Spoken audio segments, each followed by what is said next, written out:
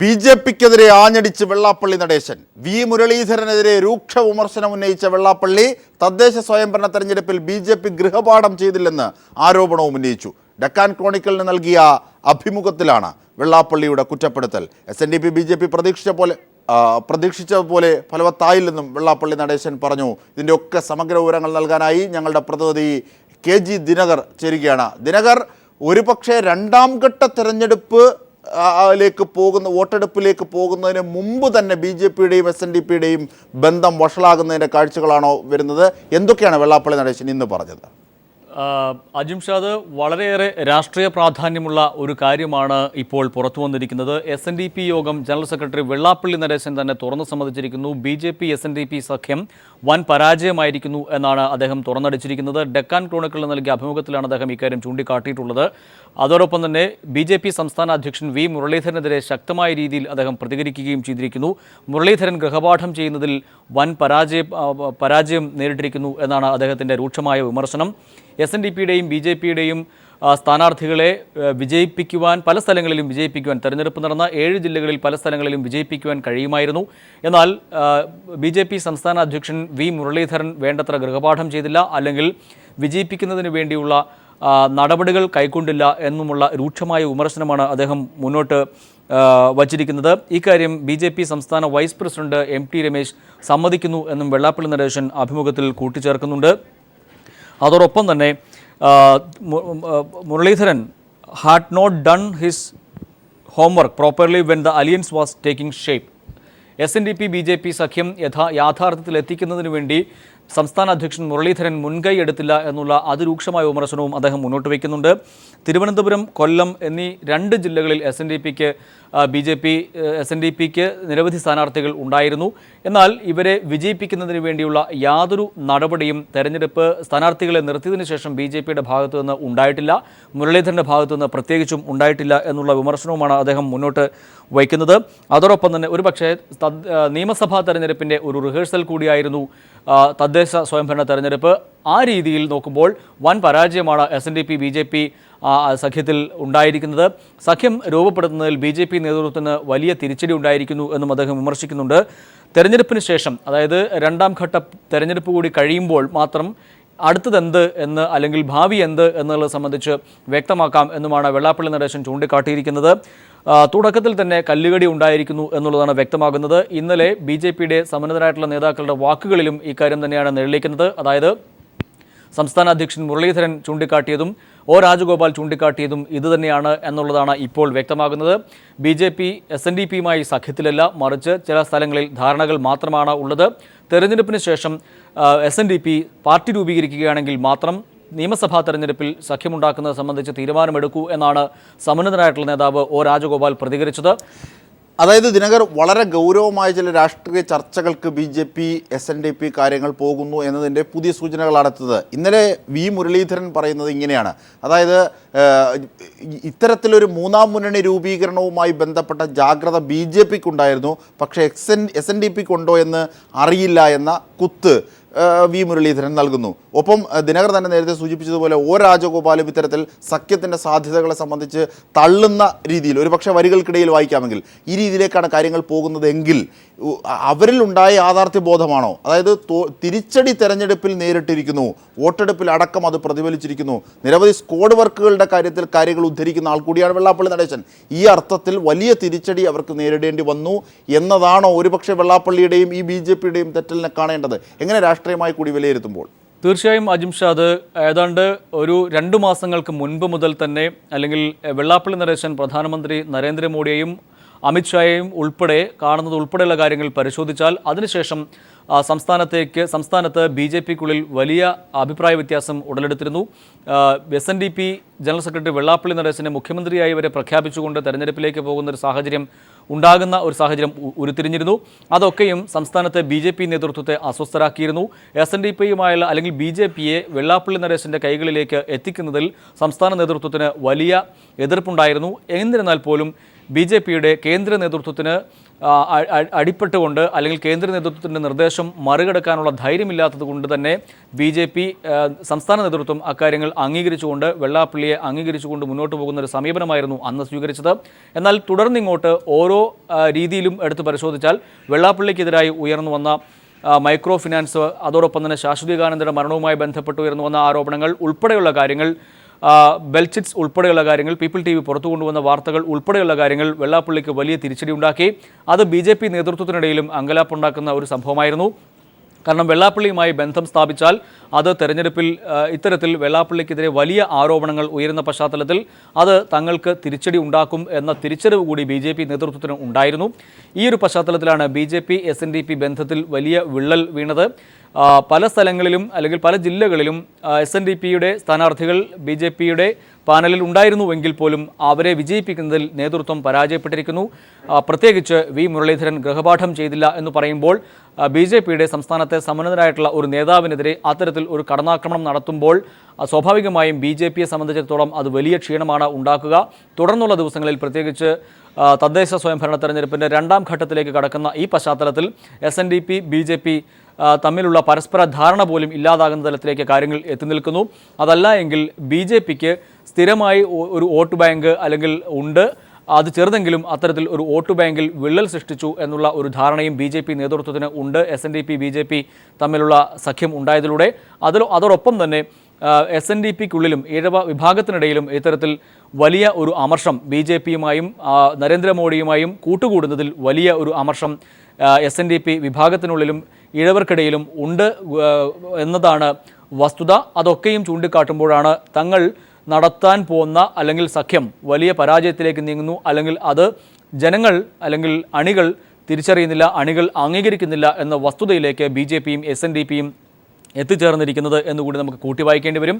എന്തായാലും വരും ദിവസങ്ങളിൽ ഇത് വലിയ പൊട്ടിത്തെറിയിലേക്ക് തന്നെ എത്തുമെന്നുള്ള കാര്യത്തിൽ സംശയമില്ല. കഴിഞ്ഞ ദിവസങ്ങളിൽ തെരഞ്ഞെടുപ്പ് രംഗം വീക്ഷിക്കുകയാണെങ്കിൽ കൂടി നമുക്ക് ഒരു കാര്യം വ്യക്തമാകും. SNDPയും BJPയും അല്ലെങ്കിൽ SNDP BJP സ്ഥാനാർത്ഥികൾക്ക് വേണ്ടി പരസ്പരം സഹകരിച്ച് പ്രവർത്തിക്കുന്ന ഒരു സംവിധാനം കഴിഞ്ഞ തെരഞ്ഞെടുപ്പ് നടന്ന 7 ജില്ലകളിൽ നമുക്ക് കാണാൻ കഴിഞ്ഞില്ല എന്നുള്ളതാണ് വസ്തുത.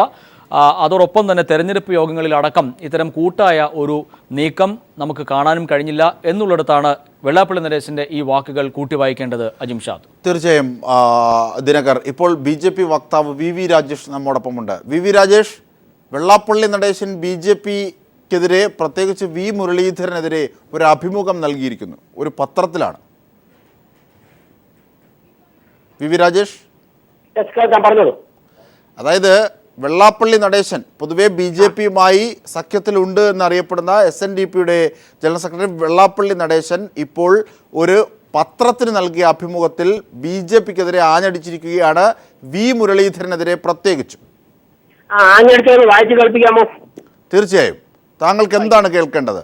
ഡെക്കാൻ ക്രോണിക്കൽ എന്ന പത്രം ഇന്ന് വായിച്ചാൽ താങ്കൾക്ക് അതിന്റെ പൂർണ്ണ രൂപം കിട്ടാം. ശരി, ഞാൻ പറഞ്ഞുതരാം. അതായത്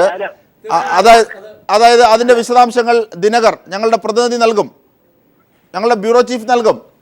VV രാജേഷ് കേൾക്കാമെങ്കിൽ ശ്രീ ദിനകർ. ശ്രീ രാജേഷ്, അതിന്റെ ഇംഗ്ലീഷ് വേർഷൻ തന്നെ വായിക്കാം. Yogam General Secretary Vellappalli Nadeshan is disappointed that the BJP leadership did not do its homework well on the Alliance for Local Bodies elections. He told Deccan Chronicle that the performance of their candidates in 7 districts could have been better had BJP State President V. Muralidharan shown some interest. Mr. M.T. Ramesh, BJP Vice President, admitted that both the BJP and SNDP Yogam's top brass had failed due to the initial hiccup. ഇതാണ് അതിൻ്റെ ആദ്യ ഭാഗം. അതിന് താഴേക്ക് വന്നാൽ Muralidharan had not done his homework properly when the alliance was taking shape. Anyway, the alliance will make strides in Thiruvananthapuram, Kollam, Alappuzha, Idukki and Thrissur. The elections to the local bodies are in effect a rehearsal to the assembly elections, said Mr. Nadeshan. ഇതാണ് അതിലെ പ്രസക്ത ഭാഗം. ഗൃഹപാഠം ചെയ്തിട്ടില്ല BJP എന്നും വിമർശനമുണ്ട് ഏറ്റവും ഒടുവിൽ. VV Rajesh, ഇതിൽ കൂടുതൽ വേണം? ആവർത്തിക്കണ്ട ദിനകർ വായിച്ചത് എനിക്ക് മനസ്സിലായി. ഞാൻ പറയും എന്റെ അഭിപ്രായം പറയാം.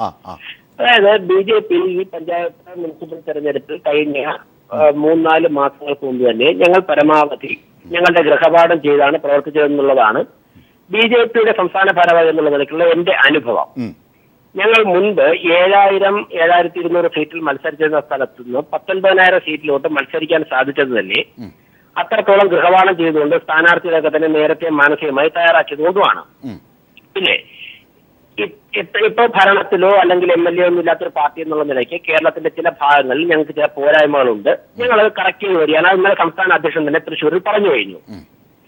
വി വി രാജേഷ് അല്ല, വ്യക്തതയില്ല. അതായത് വെള്ളാപ്പള്ളി നടേശന് ഒരു മറുപടി കൊടുക്കുകയാണ് BJPയുടെ ലക്ഷ്യമെങ്കിൽ ഈ പറഞ്ഞതിന് അക്കമിട്ട് നിരത്തി BJPക്ക് നിരത്താൻ കാര്യങ്ങളുണ്ട് എങ്കിൽ ഒരുപാട് വിശദീകരിക്കേണ്ടതുണ്ട്. ശ്രീ വി രാജേഷ്, ഒരു കാര്യം, ഇന്ത്യയിലും കേരളത്തിലും വർഷങ്ങളായി, അല്ലെ കേരള രൂപീകൃതമായ സമയം മുതൽ മത്സര രംഗത്തുള്ള ഒരു വലിയ രാഷ്ട്രീയ പ്രസ്ഥാനമാണ് BJP.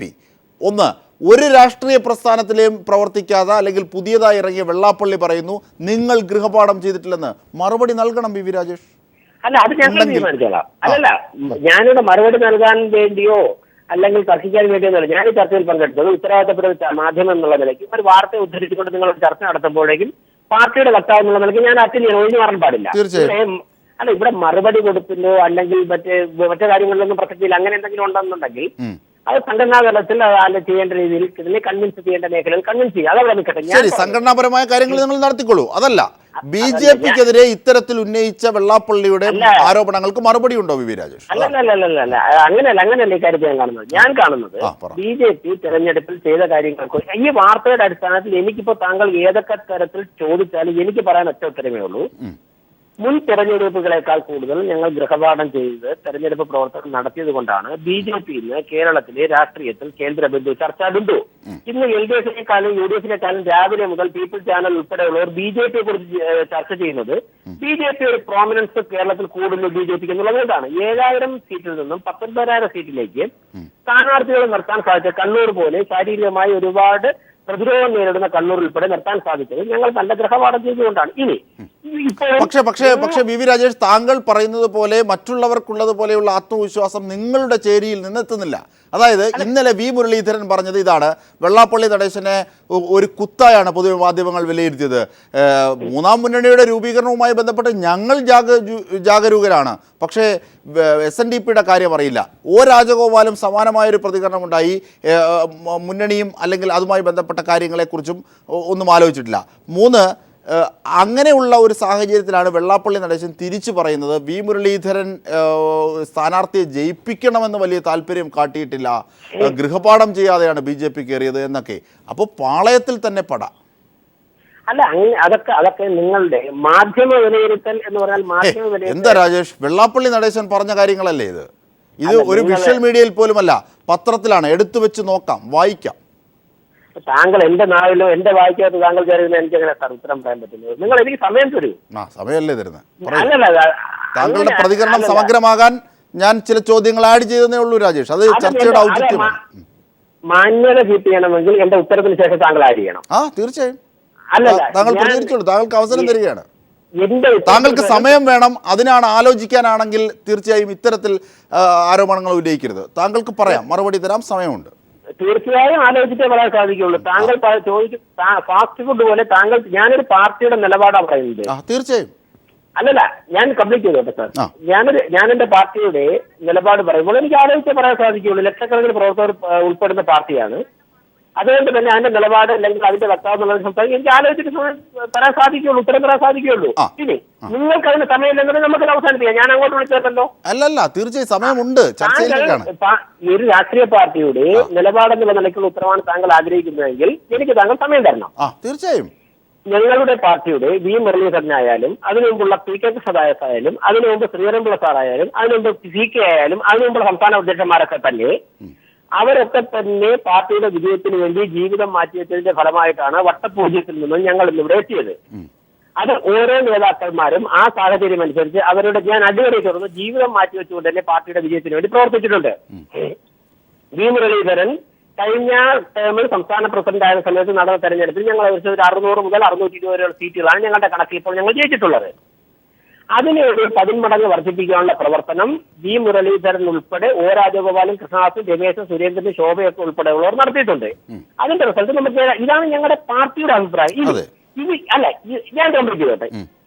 ഇതിൽ കുറച്ചുകൂടി മെച്ചപ്പെട്ട രീതിയിൽ ചെയ്യേണ്ടിയിരുന്നു, ഇന്ന ഏരിയകളൊക്കെ ശ്രദ്ധിക്കേണ്ടിയിരുന്നു എന്നുണ്ടെങ്കിൽ 7-ാം തീയതി തെരഞ്ഞെടുപ്പ് വന്നതിന് ശേഷം ഞങ്ങളുടെ പാർട്ടിയുടെ സംസ്ഥാന ഭാരവാഹികളും കൂടുമ്പോൾ ഞങ്ങൾ കൂടുതലായി ചർച്ച ചെയ്ത് വിലയിരുത്തി ഞങ്ങൾ അടുത്ത അസംബ്ലി തെരഞ്ഞെടുപ്പിലേക്ക് പോകും. ഇതാണ് എന്റെ പാർട്ടിയുടെ നിലപാട്. അതായത് വെള്ളാപ്പള്ളി നടേശൻ, ശ്രീ വി വി രാജേഷ്, അതിനകത്ത് ഒരു ചെറിയ വ്യക്തത കുറവുണ്ട്. അതായത് വെള്ളാപ്പള്ളി നടേശൻ പറയുന്നു നിങ്ങൾ ഗൃഹപാഠം ചെയ്തിട്ടില്ല എന്ന്. ഒന്ന്. രണ്ട്, നിങ്ങളുടെ പ്രസിഡന്റ് സ്ഥാനാർത്ഥിയെ, കൂട്ടായ മുന്നണി സ്ഥാനാർത്ഥിയെ ജയിപ്പിക്കാൻ വേണ്ട ഒരു താല്പര്യം കാട്ടിയില്ലെന്ന്. ഗൗരവമായി ഈ രണ്ട് ആരോപണം ഉന്നയിക്കുന്നത് വെള്ളാപ്പള്ളി നടേശനാണ്, നിങ്ങളുടെ പക്ഷത്ത് നിൽക്കുന്ന നേതാവാണ്. ഞങ്ങളുടെ പാർട്ടിയുടെ സംസ്ഥാന പ്രസിഡന്റ് മുതൽ ഞങ്ങളൊക്കെ ഉൾപ്പെടെ ഏറ്റവും ജൂനിയർ ലെവലിൽ നിൽക്കുന്ന നേതാക്കന്മാരും പിന്നെ ബൂത്ത് ജില്ലാ തലത്തിൽ പ്രവർത്തകരൊക്കെ പ്രവർത്തിച്ച എന്റെ നേരിട്ടുള്ള അനുഭവമാണ് ഞാൻ പറഞ്ഞത്. അതൊന്ന്. അത് വിജയത്തിന് വേണ്ടി പ്രവർത്തിക്കേണ്ട കാര്യം. മറ്റൊന്ന്, പഞ്ചായത്ത് തെരഞ്ഞെടുപ്പിന് വേണ്ടി ഗൃഹപാഠം ചെയ്യേണ്ട കാര്യമാണ് ഞാൻ 4 മാസം മുമ്പ് തുടങ്ങിയ കാര്യം, 4-5 മാസം മുമ്പ് തുടങ്ങിയ കാര്യം പറഞ്ഞത്. അതിന്റെ അടിസ്ഥാനത്തിൽ ഞങ്ങൾക്ക് കേരളത്തിലെ സീറ്റ് ഷെയറും വോട്ട് ഷെയറും വർദ്ധിക്കുമെന്നുള്ള ഞങ്ങളുടെ വിലയിരുത്തലിന്റെ അഭിപ്രായം പറഞ്ഞത്. ഇതാണ് ഞങ്ങളുടെ പാർട്ടിയുടെ നിലപാട്. ശരി വി വി രാജേഷ് വ്യക്തമാണ്. ദയവായി തുടരുക. ഇത് ചർച്ചയിലേക്ക് പോകുമ്പോൾ വി എസ് സുനിൽകുമാർ ഞങ്ങളോടൊപ്പം ചേരുകയാണ്. രാജേഷ്, വി വി രാജേഷ് പോകരുത്. വി എസ് സുനിൽകുമാർ, ഇത്തരത്തിൽ വെള്ളാപ്പള്ളി നടേശൻ പറഞ്ഞിരിക്കുന്നു, അതായത് ബി ജെ പിയിൽ അസംതൃപ്തിയാണ് ഞങ്ങൾക്ക്, ബി ജെ പി തെരഞ്ഞെടുപ്പിൽ ഗൃഹപാഠം ചെയ്തിട്ടില്ല, വി മുരളീധരൻ ഒരു സ്ഥാനാർത്ഥിയും ജയിപ്പിക്കാൻ താല്പര്യമില്ല എന്ന്. ഇന്നലെ തിരിച്ച് വെള്ളാപ്പള്ളി നടേശനെതിരെ ബി ജെ പി നേതാക്കളും ഇത്തരത്തിൽ ഒളിയം പെയ്തിരുന്നു. ഇന്ന് വെള്ളാപ്പള്ളി ഒരു പത്രത്തിൽ നൽകിയ അഭിമുഖത്തിലാണ് ഈ കാര്യങ്ങളൊക്കെ പറഞ്ഞിരിക്കുന്നത്. വി എസ് സുനിൽകുമാർ, എങ്ങനെ നിരീക്ഷിക്കാം ഇതിനെ? അല്ല, BJP SNDP സഖ്യം തന്നെ ഒരു പ്രകൃതി വിരുദ്ധമായ സഖ്യമാണ്. അത് സ്വാഭാവികമായ ഒരു പതനത്തിലേക്ക് എത്തും. അത് ഞാനൊരു കാര്യം കൂടെ പറയാൻ നേരത്തെ പറഞ്ഞ കാര്യം തന്നെയാണ്. ഇത് ഈ SNDPക്ക് വലിയ പാരമ്പര്യമുള്ളൊരു വലിയ മഹനീയമായ പ്രസ്ഥാനമാണ്. ആ പ്രസ്ഥാനത്തിലെ ജനങ്ങൾക്ക് ഉള്ള വിശ്വാസം എന്ന് പറയുന്നത് അത് ശ്രീനാരായണ ഗുരുദേവന്റെ വിശ്വാസത്തിന് അധിഷ്ഠിതമായിട്ടൊരു കാര്യമാണ്. ഇതിപ്പോ സംഭവിച്ചിരിക്കുന്നത് അമ്പലപ്പുഴ പാൽപ്പായസം കോളാമ്പിയിൽ ഒഴിച്ച പോലെയാണ്. ആരും കുടിക്കാൻ പോകുന്നില്ല. കാരണം ഇതിന്റെ ഈ രണ്ടും കൂടി ചേരുമ്പോൾ ജനങ്ങളെ സംബന്ധിച്ചിടത്തോളം അത് അസഹനീയമായിട്ടൊരു കാര്യമായി മാറുകയാണ്. അതുകൊണ്ട് ഇക്കാര്യത്തിൽ SNDP BJP കൂട്ടുകെട്ട് എന്ന് പറയുന്നത് BJPക്കും വിനാശകരമായിരിക്കും, SNDPക്കും വിനാശകരമായി ഭവിച്ചു കഴിഞ്ഞു. അപ്പൊ അതുകൊണ്ട് ഈ കൂട്ടുകെട്ടിനെ പറ്റി നമ്മളധികം ചർച്ച ചെയ്ത് സമയം ശ്രീ വി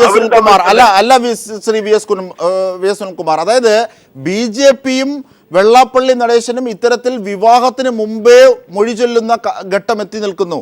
അങ്ങനെയെങ്കിൽ അതിനുള്ള കാരണം എന്ത് എന്നാണ് വി എസ് സുനിൽകുമാറിനോട് ചോദ്യം. അല്ല, അതായത് വെള്ളാപ്പള്ളി നടേശൻ ഒരു തത്വാധിഷ്ഠിത നിലപാടെടുക്കുന്ന ആളല്ല. ആ പ്രസ്ഥാനം ഒരു തത്വാധിഷ്ഠിത നിലപാടുള്ള പ്രസ്ഥാനമാണെങ്കിലും വെള്ളാപ്പള്ളി പലപ്പോഴും ആ തത്വാധിഷ്ഠിത നിലപാടെടുക്കുന്ന ആളല്ല. അദ്ദേഹം പറയുന്നത് കേട്ടില്ല നിങ്ങൾ?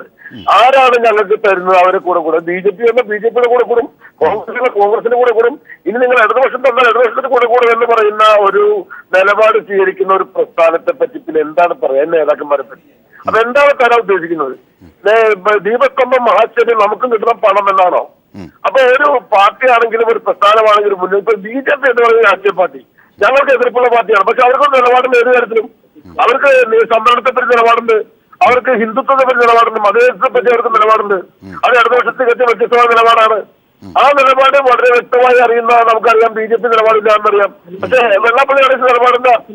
എല്ലാത്തിനും വെള്ളാപ്പള്ളിക്ക് വ്യത്യസ്ത സുനിൽകുമാർ, അതായത് അത്തരത്തിൽ ഒട്ടേറെ വൈരുദ്ധ്യങ്ങളുണ്ട് എങ്കിൽ പോലും യോജിക്കാനാകുന്ന മേഖലകൾ കണ്ടെത്തി അതിൻ്റെ സാധ്യതകൾ തുറന്ന് അതുമായി ബന്ധപ്പെട്ട ഭൂരിപക്ഷ ഐക്യം ഇതൊക്കെ മുൻനിർത്തിയല്ലേ വെള്ളാപ്പള്ളി നടേശൻ രംഗത്തെത്തിയത്. അതിന് അദ്ദേഹത്തിൻ്റെതായ ലോജിക്കലുള്ള കാര്യങ്ങളും അദ്ദേഹം നിരത്തിയിരുന്നു. പക്ഷേ ഈ ഘട്ടത്തിൽ വെള്ളാപ്പള്ളി എന്തുകൊണ്ട് BJPക്കെതിരെ എതിർത്ത് വരുന്നു? BJPയിൽ നിന്ന് തിരിച്ചും വെള്ളാപ്പള്ളി നടേശനെതിരെ എതിർത്ത് വരുന്നു. അത് വെള്ളാപ്പള്ളി നടേശന് താഴെത്തട്ടിലേക്ക് പോയപ്പോൾ കിട്ടിയിരിക്കുന്ന ശക്തമായ തിരിച്ചടി, സ്വന്തം അണികൾക്കിടയിൽ നിന്ന് തന്നെ കിട്ടിയിരിക്കുന്ന തിരിച്ചടി അദ്ദേഹത്തിന് ഒരു പുതിയ പാഠം പഠിപ്പിക്കുമെന്ന കാര്യത്തിൽ സംശയമില്ല. അത് സ്വയം പഠിക്കേണ്ട കാര്യം. സ്വയം സ്ഥാനാർത്ഥം അദ്ദേഹം വരുത്തി വെച്ചിരിക്കുന്ന കാര്യങ്ങൾ അദ്ദേഹം തന്നെ അനുഭവിക്കണം. അത് അദ്ദേഹം അനുഭവിക്കേണ്ടി വരും.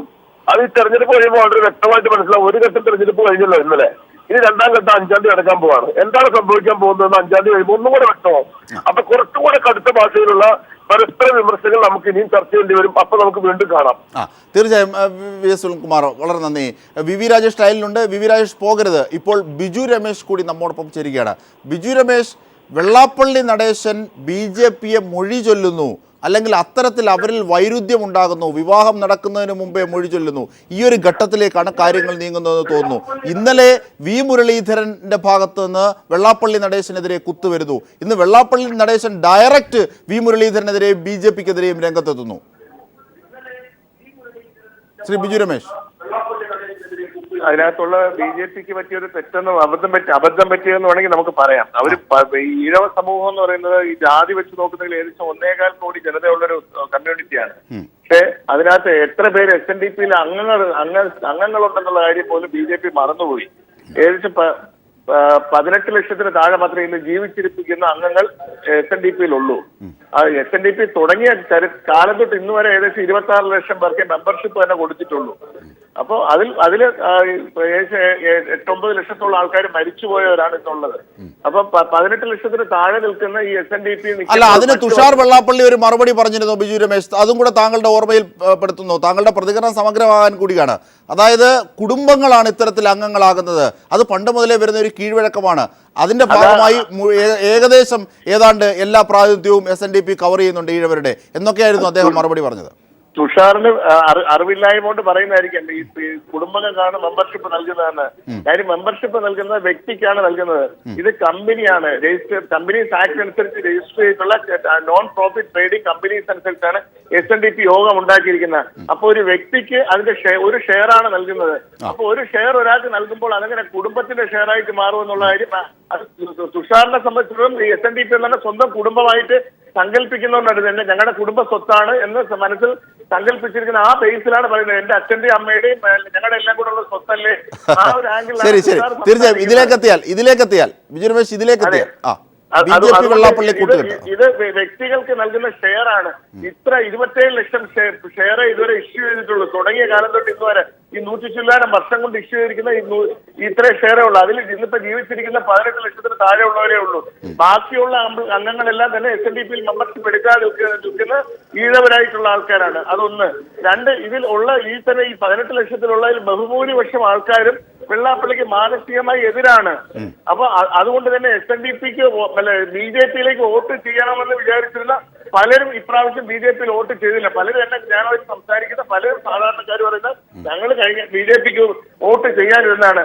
ഞങ്ങൾ വോട്ട് ചെയ്ത് കഴിഞ്ഞാൽ അതിന്റെ ക്രെഡിറ്റ് വെള്ളാപ്പള്ളിക്ക് കിട്ടില്ലേ എന്ന് വിചാരിച്ചുകൊണ്ട് ഞങ്ങൾ വോട്ട് ചെയ്തില്ല എന്ന് പറയുന്ന നിരവധി സാധാരണക്കാരുണ്ട്. കാര്യം വെള്ളാപ്പള്ളിയെ BJPയോട് മാനസികമായി ഇഷ്ടം തോന്നുകയും പക്ഷെ അതേ സമയത്ത് അവിടെ വെള്ളാപ്പള്ളി എന്ന് പറയുന്ന ഒരു തത്വത്തെ എടുത്ത് കാണിച്ചപ്പോഴത്തേക്കും ജനങ്ങൾ അതിൽ നിന്ന് മാനസികമായിട്ട് അകന്നുപോയി.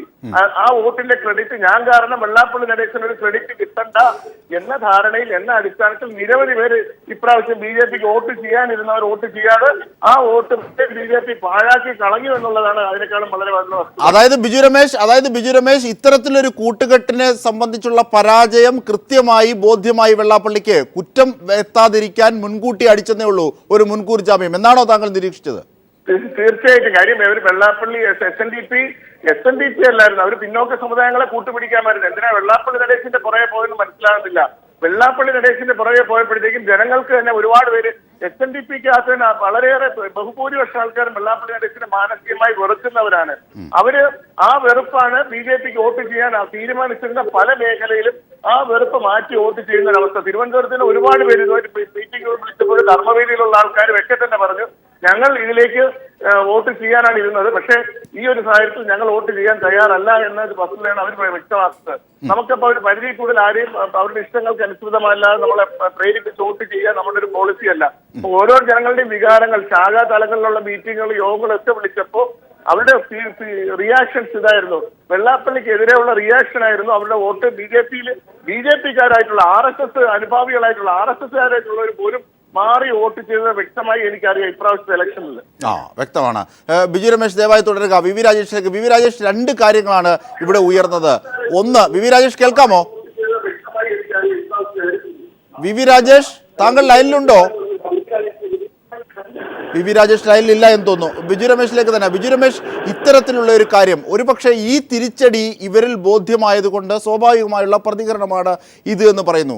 അങ്ങനെയെങ്കിൽ ഇനിയുള്ള രാഷ്ട്രീയ ഭാവിയുമായി ബന്ധപ്പെട്ട ചർച്ചകളിൽ ഒരുപക്ഷെ കൂടുതൽ ഗൗരവമായ കാര്യങ്ങളെത്തില്ലേ? നോക്കൂ, ഇവിടെ വി മുരളീധരനെ പോയിന്റ് ഔട്ട് ചെയ്ത് അറ്റാക്ക് ചെയ്യാൻ വെള്ളാപ്പള്ളി നടേശൻ തയ്യാറാകുന്നു. അങ്ങനെയെങ്കിൽ ഒരുപക്ഷെ ഇത്തരത്തിലുള്ള പരാജയ ഭീതിയുടെ കാരണം വി മുരളീധരനിലേക്ക് ചുമത്താൻ വെള്ളാപ്പള്ളിയും തിരിച്ച് വെള്ളാപ്പള്ളിയിലേക്ക് ചുമത്താൻ വി മുരളീധരനും നീങ്ങുന്ന ഒരു കാഴ്ച. രാജഗോപാൽ അടക്കം വെള്ളാപ്പള്ളി നടേശനുമായുള്ള കൂട്ടുകെട്ടിനോടുള്ള അസംതൃപ്തി വേറൊരു വാക്കിൽ ഇന്നലെ വെളിവാക്കി കഴിഞ്ഞു. ബിജു രമേശ്, തീർച്ചയായിട്ടും ഒരു ആൾക്കാരുടെ കാര്യം ഈ മറ്റ് സമുദായങ്ങളെല്ലാം വെറുപ്പിക്കുന്ന രീതിയിൽ പെരുമാറുന്ന ഒരു വ്യക്തിയാണ് ശ്രീ വെള്ളാപ്പള്ളി നടേശൻ. നമ്മളെല്ലാം സഹോദരങ്ങളാണെന്നുള്ളൊരു ചെലവ് പോലും ഇല്ലാതെ വെറും ജാതി പറയുകയും പ്രവൃത്തിയിൽ കച്ചവടമാക്കുകയും ചെയ്യുന്ന ഒരു പ്രവണത മറ്റ് ഈ ഗുരുദേവ ദർശനങ്ങൾക്ക് തന്നെ ഘടകവിരുദ്ധമായാണ് അദ്ദേഹം സംസാരിക്കുന്നത് പോലും.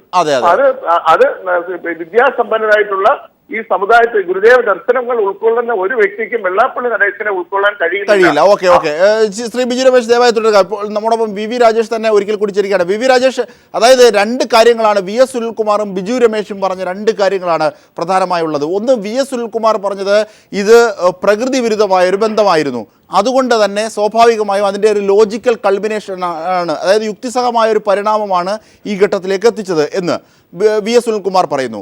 രണ്ട്, ബിജു രമേശ് പറയുന്നത് ഇങ്ങനെയാണ്: ഇത്തരത്തിൽ വെള്ളാപ്പള്ളി നടേശനുമായി കൂട്ടുകെട്ടിയത് BJPയുടെ വൻപൻ അബദ്ധമാണ്, ഇത്തരത്തിലുള്ള ഒരു പിന്തുണയുമില്ല, BJPക്ക് കിട്ടേണ്ട വോട്ടുകൾ പോലും വെള്ളാപ്പള്ളിയുടെ പേരിൽ പോയിട്ടേ ഉള്ളൂ എന്നും നിരീക്ഷിക്കുന്നു. പരാജയമാണ് ഇത്തരത്തിലുള്ള ആന്തരിക വൈരുദ്ധ്യങ്ങൾ പുറത്തെത്താൻ കാരണമാകുന്നതെന്ന് ഇരുവരും നിരീക്ഷിക്കുന്നു. വി രാജേഷ്. ശ്രീ VS സുനിൽകുമാർ ഉപയോഗിച്ചത് അദ്ദേഹത്തിന്റേതായ ഭാഷയാണ്, അദ്ദേഹത്തിന്റെ ശൈലിയാണ്. ഞാൻ ആ ശൈലിയിലും ആ ഭാഷയിലൊന്നും ഞാൻ സംസാരിക്കാൻ വേണ്ടി തൽക്കാലം ഉദ്ദേശിക്കുന്നില്ല. അത് അവിടെ നിൽക്കട്ടെ. ഇനി മറ്റൊന്ന് ശ്രീ ബിജു രമേശിനെ സംബന്ധിച്ചിടത്തോളം വെള്ളാപ്പള്ളി നടേശൻ അല്ലെങ്കിൽ SNDP യോഗവും ഇതിന്റെ ഇപ്പോഴത്തെ സംസ്ഥാന നേതൃത്വവും BJPയുടെ നേതൃത്വവുമായി നടത്തിയ ചർച്ചകളിലും കാര്യങ്ങളിലും ഒക്കെ തന്നെ തുടക്കത്തിലെ വ്യത്യസ്ത അഭിപ്രായം പൊതുവെ പ്രകടിപ്പിക്കുന്ന ഒരു വ്യക്തിയാണ്. അപ്പോൾ സുനിൽകുമാർ ആയാലും ഡോക്ടർ ബിജു രമേശ് ആയാലും BJPയുടെ ഇപ്പോഴത്തെ ഈ മുന്നേറ്റങ്ങളിൽ അവർക്ക് വ്യത്യസ്ത അഭിപ്രായമുള്ള ആൾക്കാരാണ്. അതുകൊണ്ട് അവർ അത്തരത്തിലുള്ള അഭിപ്രായങ്ങൾ മാത്രമേ അവർ പ്രകടിപ്പിക്കുകയുള്ളൂ. ഇവിടെ SNDP യോഗത്തിന്റെ ജനറൽ സെക്രട്ടറിയുടേതായി ഒരു അഭിമുഖം വന്ന ഒരു ഇംഗ്ലീഷ് പത്രത്തിലെ ആ ഒരു അഭിമുഖം വെച്ചുകൊണ്ട് SNDPയുടെയും BJPയുടെയും താഴെത്തട്ടിലുള്ള, ഞാൻ അടിവരയിട്ട് പറയുന്നു, സംസ്ഥാന തലത്തിൽ യാതൊരു ധാരണയും ഉണ്ടായിട്ടില്ല, ഉണ്ടാക്കാൻ സാധിക്കില്ല. Because SNDP is not a political party. അതൊരു മറ്റൊരു സാംസ്കാരിക സംഘടനയാണ്, അല്ലെങ്കിൽ അതൊരു സർവീസ് സംഘടനയാണ്. അതുകൊണ്ട് തന്നെ സംസ്ഥാന തലത്തിൽ ഉണ്ടായിട്ടില്ല. ഇത് ഇങ്ങനെ ഒരു അഭിമുഖം വന്നു ഒരു മാധ്യമത്തിൽ എന്ന് കരുതി താഴെത്തട്ടിൽ SNDP യോഗത്തിന്റെയും BJPയുടെയും പ്രവർത്തകർ തമ്മിൽ പല മേഖലകളിൽ ഒരുമിച്ച് ചേർന്ന് പ്രവർത്തിച്ചു കൊണ്ടിരിക്കുന്ന അതിന് യാതൊരു തരത്തിലുള്ള ബുദ്ധിമുട്ടും ഉണ്ടാകുമെന്ന് ഞാൻ കരുതുന്നില്ല. അതായത് വെള്ളാപ്പള്ളിയെ ഒഴിവാക്കിക്കൊണ്ട് നിങ്ങൾ ബന്ധം തുടരുമെന്നോ സാധാരണക്കാരുമായി? ആ പറഞ്ഞതിൽ ലോജിക്ക് വ്യക്തമായില്ല. അല്ലല്ല, ലോജിക്ക് വെള്ളാപ്പള്ളി നടേശന്റെ നേതൃത്വത്തിലുള്ള SNDP യോഗത്തിന്റെ താഴെത്തട്ടിലുള്ള പ്രാദേശിക നേതൃത്വവുമായി സീറ്റ് ധാരണ ഉണ്ടാക്കിയിട്ടുണ്ടോ? പഞ്ചായത്ത് തലത്തിൽ, മുനിസിപ്പൽ തലത്തിലും കോർപ്പറേഷൻ തലത്തിലും സീറ്റ് ധാരണ ഉണ്ടായിട്ടുണ്ട്. സംസ്ഥാന തലത്തിൽ യാതൊരു തരത്തിലുള്ള രാഷ്ട്രീയ കൂട്ടുകെട്ടും ഉണ്ടായിട്ടില്ല, ഉണ്ടാക്കാൻ സാധിക്കില്ല. കാരണം രാജേഷ്, അത് നേരത്തെ പറയുന്ന കാര്യങ്ങളല്ലേ, അതല്ലല്ലോ. അതായത് രാജേഷ്, അതിനകത്തൊരു വ്യക്തത കുറവുണ്ട്, ഒരുപക്ഷെ പ്രേക്ഷകർക്ക് അത് ഫീൽ ചെയ്യാം. അതുകൊണ്ടാണ് ഞാൻ ചോദിക്കുന്നത്. അതായത് വെള്ളാപ്പള്ളി നടേശൻ ഇപ്പോൾ BJPക്കെതിരെ ഉന്നയിച്ചിരിക്കുന്ന ആരോപണം ഒരുപക്ഷെ ഈ കൂട്ടുകെട്ടിലെ, താങ്കൾ തന്നെ സൂചിപ്പിച്ചതുപോലെയുള്ള പ്രാദേശിക കൂട്ടുകെട്ടിലെ പരാജയ ഭീതി കൊണ്ടാകാം. ഒന്ന്. രണ്ട്, ഇത്തരത്തിൽ വെള്ളാപ്പള്ളി നടേശൻ BJPക്കെതിരെ ഉന്നയിച്ച ആരോപണങ്ങളുടെ മറുപടി സംബന്ധിച്ചുള്ള ചർച്ചകൾ പൊതുവെ വിലയിരുത്തപ്പെടുന്നത് VS സുനിൽകുമാറും ബിജു രമേശും പറഞ്ഞ രീതിയിലാണ്. ഇതിനോടുള്ള ഒക്കെയുള്ള BJPയുടെ മറുപടി അതാണ് ഒരുപക്ഷെ. അതല്ല, VS സുനിൽകുമാറും ബിജു രമേശും പറഞ്ഞതിന് എനിക്ക് ഒറ്റ മറുപടിയേ ഉള്ളൂ. VS സുനിൽകുമാറും ബിജു രമേശും BJPയുടെ ഈ മുന്നേറ്റത്തിനെ എതിർക്കുന്ന വ്യക്തികളാണ്.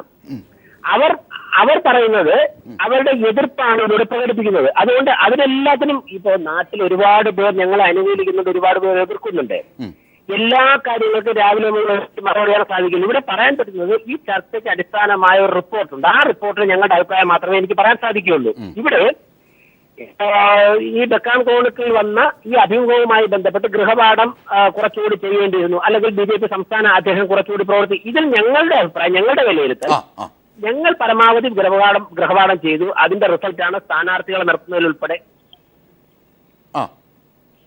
സ്ഥാനാർത്ഥികളെ നിൽക്കുന്നതിലുൾപ്പെടെ കണ്ടത്. ഇനി വോട്ടെണ്ണുമ്പോഴേക്കും, വോട്ട് ഷെയറിലും സീറ്റ് ഷെയറിലും വർധന ഉണ്ടാകുമ്പോഴേക്കും കേരള സമൂഹത്തിനും താങ്കളെ പോലുള്ള മാധ്യമപ്രവർത്തകർക്കും ബോധ്യമാകുമല്ലോ. അപ്പോൾ വെള്ളാപ്പള്ളി നടേശന് ഈ ഘട്ടത്തിൽ ബോധ്യമായത് തെറ്റായ ധാരണ മൂലമാണ്. അല്ലല്ല, ഞാൻ പറഞ്ഞ തെറ്റാ. അപ്പൊ ഓരോരുത്തർക്കും ബോധ്യമാകുന്ന കാര്യങ്ങളാണല്ലോ അവരവർ അഭിപ്രായങ്ങളായി പറയുന്നത്. ഇവിടെ അദ്ദേഹത്തിന് ബോധ്യമായ തെറ്റാണോ ശരിയാണോ എന്ന കാര്യങ്ങളിലേക്കൊന്നും ഞാൻ കടക്കുന്നില്ല. ശരി, അതൊക്കെ നിങ്ങൾ വിലയിരുത്തിക്കോളൂ. ഞാൻ പറഞ്ഞത് ഞങ്ങളുടെ പാർട്ടി ചെയ്ത കാര്യങ്ങൾ മാത്രം. ഈ വാർത്തയ്ക്ക് ആധാരമായി വന്നതിന്റെ അടിസ്ഥാനത്തിൽ ഞങ്ങളുടെ പാർട്ടി ലൈൻ ലംഘിച്ചൊരു കംപ്ലൈന്റ് ശരി. ഞങ്ങളുടെ പാർട്ടി ചെയ്ത കാര്യങ്ങളാണ് ഞാൻ പറഞ്ഞത്. ഒന്ന്. മറ്റൊന്ന്, ഞങ്ങളുടെ സംസ്ഥാന അധ്യക്ഷൻ മുതൽ താഴെത്തട്ടിലുള്ള ഇന്നലെയൊക്കെ രാത്രി 2 മണി 3 മണി വരെ വിലയിരുത്തൽ യോഗം നടന്ന് പ്രവർത്തകർ തിരിച്ചു പോകുമ്പോഴേക്കും വെളുപ്പിന് 3 മണി വരെ സംസ്ഥാന അധ്യക്ഷൻ ഇന്നലെ രാത്രി അടുത്ത ജില്ലയിലേക്ക് യാത്ര ചെയ്തുകൊണ്ടിരിക്കുക. അതുപോലെ കൃഷ്ണാസ്തിയായാലും രാജേട്ടനായാലും രമേശേട്ടനായാലും ഒക്കെ ഞങ്ങളുടെ മുഴുവൻ പ്രവർത്തകർ എണ്ണം പോലെ സ്ഥാനാർത്ഥികളുടെ വിജയത്തിന് വേണ്ടി പ്രവർത്തിച്ചുകൊണ്ടിരിക്കുകയാണ്. ശരി, വളരെ വ്യക്തമാണ് ബി വി രാജേഷ്, വ്യക്തമാണ്. അവസാനമായി വളരെ പെട്ടെന്ന് ബിജു രമേശിലേക്ക് കൂടി. ബിജു രമേശ്, ഇത്തരത്തിൽ ബിജു രമേശും ലൈനിൽ നിന്ന് പോയി എന്ന് തോന്നുന്നു. രൂക്ഷമായ വിമർശനമാണ് വെള്ളാപ്പള്ളി നടേശൻ BJPക്കെതിരെ ആചരിച്ചത്. വളരെ പെട്ടെന്ന് ദിനകറിലേക്ക് ഈ വാർത്തയുടെ വിശദാംശങ്ങൾ നൽകി വന്ന ഞങ്ങളുടെ പ്രതിനിധി ദിനകറിലേക്ക് തന്നെ അവസാനമായി പെട്ടെന്ന് ദിനകർ, അതായത് ഈ ചർച്ചയുടെ ഉടനീളം നിഴലിച്ച ചില കാര്യങ്ങളുണ്ട്. എതിർപക്ഷത്തു നിന്നും അവരെ അനുകൂലിക്കുന്നവരുമായി ബന്ധപ്പെട്ട് കൃത്യമായി BJPക്ക് മറുപടിയുണ്ട്. ആ മറുപടിയാണ് ഒരു പക്ഷേ ബി വി രാജേഷിന് പരിമിതിയുണ്ട് വെള്ളാപ്പള്ളി നടേശന് നൽകുന്നത്. അങ്ങനെയെങ്കിൽ ഈ തെരഞ്ഞെടുപ്പിന് ശേഷം ഒരുപക്ഷെ വോട്ടെണ്ണൽ വരുന്നതിന് മുമ്പ് തന്നെ കാര്യങ്ങൾ രണ്ട് കരയ്ക്കെത്തും എന്ന് തോന്നുന്നു. എങ്ങനെ നിരീക്ഷിക്കാം ഒടുവിൽ? തീർച്ചയായും അജിംഷാദ്, ബി വി രാജേഷിന് പരിമിതികൾ ഉണ്ട് എന്നുള്ളത് തന്നെയാണ് വ്യക്തം. അദ്ദേഹം പറയാതെ തന്നെ മറുപടി പറഞ്ഞിരിക്കുന്നു എന്നുള്ളതാണ് വസ്തുത. കാരണം BJP തെരഞ്ഞെടുപ്പിന് ശേഷം 7 ജില്ലകളിലെ തെരഞ്ഞെടുപ്പിന് ശേഷം ഇന്നലെ വൈകിട്ട് നേതൃത്വം യോഗം ചേർന്നു.